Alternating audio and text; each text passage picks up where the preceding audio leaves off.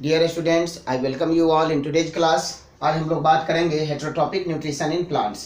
Class 7 में आपको इससे पहले बताया गया है ऑटोट्रॉपिक न्यूट्रिशन इन प्लांट्स।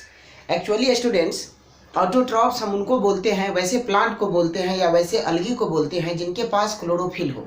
जो क्लोरोफिल कंटेन करते हैं उनको बोलते हैं ऑटोट्रॉप, और उनमें जो न्यूट्रिशन होता है वह ऑटोट्रॉपिक मोड ऑफ न्यूट्रिशन। आप ऑलरेडी पढ़ चुके हैं कि उनमें होता है photosynthesis. By the process of photosynthesis they can synthesise their own food. But what about the plants which do not possess chlorophyll? वैसे प्लांट का क्या जिनके पास क्लोरोफिल नहीं है? तो आप याद रखेंगे, वैसे प्लांट जिनके पास क्लोरोफिल नहीं होता है वो अपने न्यूट्रिशन के लिए किसी दूसरे प्लांट पर डिपेंड होगा। और यह जो मोड है जिसमें अपने न्यूट्रिशन के लिए किसी दूसरे प्लांट या दूसरे एनिमल पर निर्भर रहना पड़े, वैसे मोड ऑफ न्यूट्रिशन को बोलते हैं हेटेरोट्रॉपिक मोड ऑफ न्यूट्रिशन। अगर आप इस वर्ड को देखें तो आप देखते हैं यहाँ दो वर्ड है, एक hetero and second one is trophs. Hetero का अर्थ होगा अदर्स एंड ट्रॉप का अर्थ होता है न्यूट्रिशन। ऐसा न्यूट्रिशन जो दूसरे पर निर्भर हो, दूसरे पर डिपेंड हो। तो heterotrophic nutrition in plants basically हम लोग इसको 3 कैटेगरी में पढ़ते हैं, या on the basis of source, कहाँ से प्लांट अपना न्यूट्रिशन लेता है, सोर्स के हिसाब से। यह 3 तरीका का आप देखेंगे कि प्लांट्स होते हैं। मोड ऑफ न्यूट्रिशन, ऊपर जो आप देख रहे हैं लिखा हुआ पैरासाइटिक प्लांट, एक्चुअली यह पैरासाइटिक मोड ऑफ न्यूट्रिशन है। और वैसे प्लांट को जो पैरासाइटिक न्यूट्रिशन शो करता है उसको क्या बोलेंगे हम लोग? पैरासाइट्स। फिर दूसरा आपको जानना है सेप्रोफाइटिक न्यूट्रिशन के बारे में, और वैसे प्लांट जिसमें सेप्रोफाइटिक मोड ऑफ न्यूट्रिशन होता है उसको हम लोग बोलते हैं क्या? Saprophytes. And third one symbiotic. Symbiotic जिसमें होगा वैसे प्लांट को हम बोलेंगे क्या, या वैसे ऑर्गेनिज्म को क्या बोलिएगा? सिम्बायोन्ट्स। यह 3 मोड ऑफ न्यूट्रिशन या 3 तरह के ऑर्गेनिज्म के बारे में हमको क्रम से पढ़ना है। चलिए इसकी शुरुआत करते हैं पैरासाइटिक से। याद रखेंगे पैरासाइटिक में होस्ट और ऑर्गेनिज्म का रिलेशन होता है। 2 ऑर्गेनिज्म का हम लोग चर्चा करेंगे, जिसमें एक को बोलेंगे होस्ट और सेकेंड को बोलते हैं पैरासाइट। होस्ट एंड पैरासाइट 2 तरह का बात बोले। याद रखेंगे कि होस्ट हमेशा लिविंग होगा, मतलब होस्ट बोलते हैं उसको जो सोर्स हो, जहां से एनर्जी ड्राइवन होगा। यह पैरासाइट बोलते हैं वैसे प्लांट को, ध्यान रखना है, पैरासाइट वैसे प्लांट या ऑर्गेनिज्म को बोलते हैं जो अपने न्यूट्रिशन के लिए, अपने भोजन के लिए किसी दूसरे ऑर्गेनिज्म पर निर्भर रहे। जैसे उदाहरण के तौर पर आप नाम याद रखेंगे कस्क्यूटा का। कस्क्यूटा को हम लोग अमरबेल भी कहते हैं, इसका जो कॉमन नेम है वह है अमरबेल। कस्क्यूटा या अमरबेल यह अपने न्यूट्रिशन के लिए, अपने भोजन के लिए निर्भर रहता है किसी दूसरे प्लांट पर। कैसे प्लांट पर? जो ऑटोट्रॉप है और वह साथ ही साथ लिविंग होगा, और जिस पर न्यूट्रिशन के लिए निर्भर हो, जिससे वह न्यूट्रिशन ले, उसको बोलते हैं होस्ट। याद रखेंगे पैरासाइट के पास एक ट्यूबुलर स्ट्रक्चर होता है जो होस्ट को पेनिट्रेट करता है। जैसे मान लीजिए यह आपका होस्ट प्लांट है और यह जो आप देख रहे हैं इसका लीड, इस मार्कर का लीड, यह एक पैरासाइटिक प्लांट है। तो यह होस्ट से न्यूट्रिशन या एनर्जी कैसे ड्राइवन करेगा? With the help of a tubular structure. यह एक ट्यूबुलर स्ट्रक्चर या ट्यूब लाइक स्ट्रक्चर है, इसके मदद से न्यूट्रिशन वह लेता है। और इस ट्यूब लाइक स्ट्रक्चर को हम लोग बोलते हैं होस्टेरिया। यहाँ हम मेंशन कर दे रहे हैं, यह ट्यूबुलर स्ट्रक्चर को बोलेंगे क्या? होस्टोरिया। होस्टोरिया, ये याद रखेंगे, होस्टोरिया is a tubular structure. Second one आप याद रखें, आप यहाँ याद रखेंगे एग्जाम्पल भी, Cuscuta is an example of parasitic plant. और यह मोड ऑफ न्यूट्रिशन जो है वह है क्या? Parasitic nutrition. इसमें एक और पॉइंट याद रखते हैं, आपको क्या इसमें दिख रहा है कि क्या होस्ट को कोई बेनिफिट है? नहीं। In this nutrition only parasites are the benefited. सिर्फ और सिर्फ बेनिफिट जो होगा वह पैरासाइटिक प्लांट को ही होगा, या पैरासाइटिक ऑर्गेनिज्म ही बेनिफिटेड होगा। सेकेंड हम लोग डील करेंगे सेप्रोफाइट्स के बारे में। याद रखना है इसमें कि जो सोर्स है, जो फूड का सोर्स है, वह होता है dead and decaying matter. Dead matter, सड़ा गला मैटर, जो सड़ गया है, जो डेड है और जिसका रॉटिंग हो रहा है, वैसे मटेरियल से एनर्जी ड्राइवन करते हैं ऑर्गेनिज्म। वैसा ऑर्गेनिज्म जो डेड एंड डिकेइंग से अपना न्यूट्रिशन लेगा, डिकेइंग है यह, डेड एंड डिकेइंग से अपना न्यूट्रिशन लेता है, वैसे ऑर्गेनिज्म को हम लोग बोलेंगे सेप्रोफाइट्स, सेप्रोफाइट्स। और यह मोड ऑफ न्यूट्रिशन क्या कहलाएगा? Saprophytic nutrition.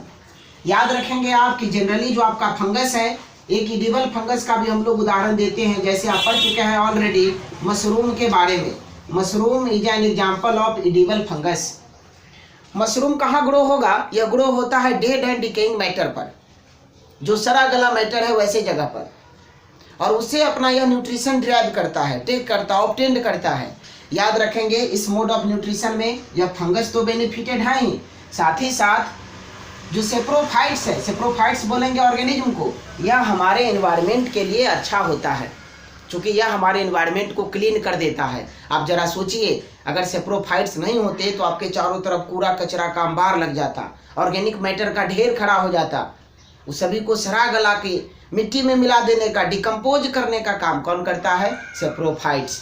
तो यह याद रखेंगे, यह mode of nutrition saprophytic mode of nutrition कहलाएगा। एग्जाम्पल क्या याद रखेंगे? फंगस। आपको अगर एक स्पीसीज का नाम याद रखना हो तो मशरूम। और तीसरा यह स्टूडेंट्स आपके लिए बहुत ही इंपॉर्टेंट है, सिम्बायोटिक रिलेशनशिप, सिम्बायोटिक न्यूट्रिशन। इसमें याद रखते हैं म्यूचुअल रिलेशनशिप होता है। म्यूचुअल मीन्स दोनों बेनिफिटेड होगा। इसमें आप दो ऑर्गेनिज्म के बारे में जानेंगे और दोनों बेनिफिटेड होता है, इसमें दोनों को लाभ मिलेगा। जैसे हम लोग पैरासाइटिक में क्या देखें कि सिर्फ जो पैरासाइट है वह बेनिफिटेड है, लेकिन जो होस्ट है वह तो बेनिफिटेड नहीं है। यहाँ हम लोग बात कर रहे हैं प्लांट का।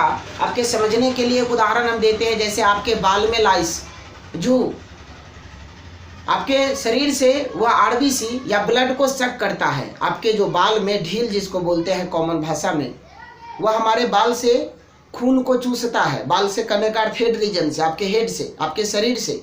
तो क्या आपके शरीर को कुछ उससे लाभ होगा? नहीं। लाभ किसको हो रहा है? सिर्फ उस ऑर्गेनिज्म को जो ब्लड सक कर रहा है। तो याद रखेंगे only parasite will be benefited. लेकिन यहाँ जो सिम्बायोटिक रिलेशनशिप होगा, जिसमें दो ऑर्गेनिज्म होंगे और दोनों को लाभ मिलेगा, both were benefited, both are benefited. अब यहाँ पर हम लोग थोड़ा सा इसको इलाबोरेट कर लेते हैं। आप याद रखेंगे जो आपको पढ़ना है एक सिंपल बात, अलगी और फंगस के बारे में। आप ऑलरेडी यहाँ जान चुके हैं फंगस के बारे में कि फंगस होते कैसे हैं। यह डिकम्पोजर होता है, यह heterotrophic mode of nutrition show करता है। और यह जो हमारा अलगी है यह फोटोसिंथेटिक ऑर्गेनिज्म है, यह खाना बना सकता है। अगर कंडीशन हमारा हार्सफुल हो, कंडीशन हमारा एडवर्स हो, जैसे मान लीजिए आपका यह प्लांट का बार्क है, प्लांट है इसका बार्क। अब यहाँ पर अलगी को कहाँ से न्यूट्रिशन मिलेगा? उसको वाटर तो मिलेगा नहीं, तो वह फोटोसिंथेसिस कैसे कर पाएगा? या फिर कोई रॉक है, एकदम रॉकी चट्टान है, रॉक्स है, आप ध्यान रखेंगे रॉक्स है, या आइसबर्ग है पूरे का पूरा एकदम आइसबर्ग। अब ऐसे जगह पर अलगी को वाटर तो मिलेगा नहीं, और यहाँ तो कोई दूसरा जीव है नहीं जो सड़े गले जिससे अपना फंगस न्यूट्रिशन ले पाए। ऐसे कंडीशन में यह दोनों ऑर्गेनिज्म एक साथ आना पसंद करता है, दोनों एक साथ आ जाते हैं, दोनों एक दूसरे के लिए काम करते हैं। कैसे? थोड़ा देखिए। अब क्या करेगा? ऐसे अगर आप समझे अलगी और फंगस साथ आ गया। अब यह आपका प्लांट का बार्क है, इस रीजन में फंगस, और फंगस के जस्ट ऊपर इस एसोसिएशन में रहेगा अलगी। ध्यान रखेंगे यह फंगस और यहाँ दिखाएं आपको हम अलगी। अब फंगस क्या करेगा? ध्यान से रखना इस बात को। फंगस क्या करेगा? वाटर और जो भी आवश्यक मिनरल्स हैं वह अलगी को देगा, और इन रिटर्न बदले में आपका अलगी फोटोसिंथेसिस करेगा, और फोटोसिंथेसिस का रिजल्ट या उसका जो भी प्रोडक्ट है वह फंगस को भी देगा। और इस तरह से दोनों प्लांट बेनिफिटेड होंगे, अलगी भी और फंगस भी। यहाँ तीन न्यूट्रिशन आप देखें, parasitic, saprophytic and symbiotic. Parasitic का एग्जाम्पल याद रखेंगे कॉस्क्यूटा, सेप्रोफाइटिक का एग्जाम्पल याद रखेंगे मशरूम, एंड थर्ड वन जो आप देख रहे हैं सिम्बायोटिक न्यूट्रिशन, इसके एग्जाम्पल में याद रखेंगे लाइकेन। यह जो सिम्बायोटिक एसोसिएशन है अलगी और फंगस का, इसका एग्जाम्पल आप याद रखेंगे लाइकेन।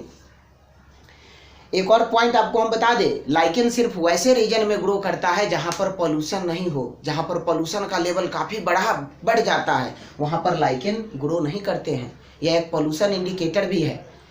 आप किसी क्षेत्र में अगर देखेंगे कि लाइकेन है, किसी रीजन में लाइकेन है, इसका मतलब आप समझ जाएंगे कि वह जो लोकेशन है, वह जो एरिया है, वह पॉल्यूटेड नहीं है, वह इलाका क्लीन है, इन्वायरमेंटल पॉल्यूटेंट से फ्री है।